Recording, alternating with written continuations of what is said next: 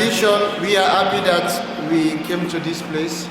If we did not come to Pakistan, we wouldn't have known that there is Markaz Bilal.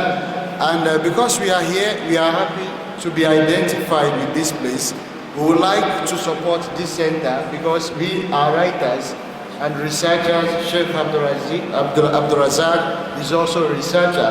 We would like to work with your center to contribute articles so that we can promote the global peace and harmony together. So from time to time, we would like to send you articles on different topics, and anytime you need us to write, inshallah, we are ready to volunteer ourselves for Markaz Bilal. Shukran jazila.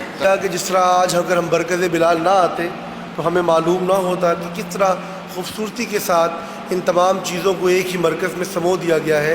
اور جو یہ research کی بات کر رہے ہیں، انہوں نے پہلے بھی بات کی کہ ہم جس طرح اپنی کتب بینی کے ذریعے، ریسرچ کے ذریعے کام کر رہے ہیں، تو مرکز بلال اور ہم مل کر ان تمام چیزوں کو پروموٹ کریں گے تاکہ ہم آپ سے اور آپ ان سے استفادہ حاصل کر سکیں.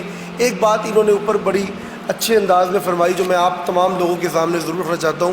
ان کو وہ راستے جو اوپر بنائے گئے ہیں بڑے اچھے لگے. اور جو صفائی، دیکھیں اسلام کی اصل بنیاد صفائی ہے. جب آپ صفائی کے ساتھ کسی دینی ادارے، دینی مرکز کی بات کریں گے تو اسلام کی حقیقی روح، اسلام کا ایک پیارا چہرہ نظر آتا ہے.